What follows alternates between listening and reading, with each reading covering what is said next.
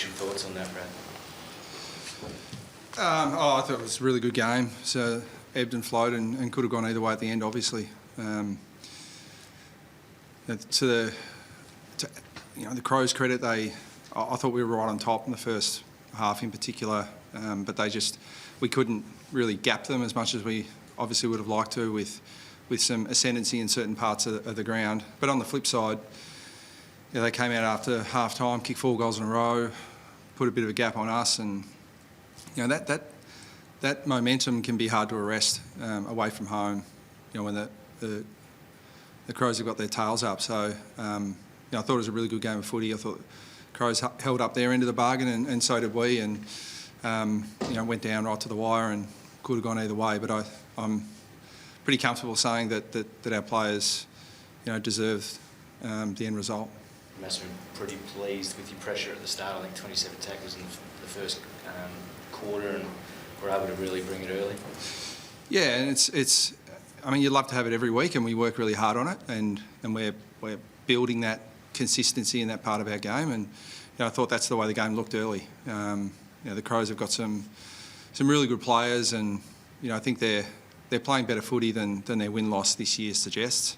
And I think they're also missing some pretty good players that impact their structure. So that was a really good win that they had last week against Carlton. We looked at it really closely, and we knew our pressure game would need to be at its best to get the result, and early on it looked like that. But to the Crows' credit, they bounced back. What did you put your inside 50 dominance down to that you couldn't actually make more of it? Well, it's a bit of a double-edged sword. I mean, we probably had a lot of inside 50s because we weren't scoring from them. So it was coming back out, but pleasingly we were able to hold up our system to get the ball back in. But no, our forward structure was an area of concern for most of the night. We didn't nail it the way that we would have liked. Crows got numbers back really well. And we had to adjust things at each break in terms of the way we went inside 50. So that wasn't a perfect part of the game. But I mean, if we can, I think we ended up with 62 inside 50s for the night. If we can, that's a pretty good number that's going to give you a really good chance of getting the result each week. Obviously hanging on a little bit at the end there. How did you feel that played out from your perspective? Were you happy with how it played out, apart from obviously not just the result, but the way you defended late? You're relying, you're going back to the systems that you've trained. I mean, we did everything that we practiced, and largely it was pretty good. How did I feel? Helpless. Like you said, you can't use the run in the last 2 minutes. You just have to sit back like a spectator and basically count on the work that you've done previously to prepare for those situations, of which we've done a lot. So, when it's pinned in your defensive 50, and is there going to be a high tackle? Is there going to be holding the ball? Is there going to be quick kick straight to the opposition? All those things we work really hard on. But as I said, it easily could have gone the other way, but I would have been equally as pleased with our effort and intent tonight. What were your thoughts on the Draper non-call on the siren? Yeah, I mean, I haven't looked at a replay. Masses of numbers around the ball. There are a lot of decisions holding the ball for and against throughout the night. We'll obviously focus on the one in the last, couple of seconds, but I can show you a couple of others too if you like. You must be delighted 6 rounds in to lay this platform. We've got 3 sort of tough road trips, but to be 4-2 now gives you a real building block, I guess. Yeah, I think it's good reward for effort. I mean, we've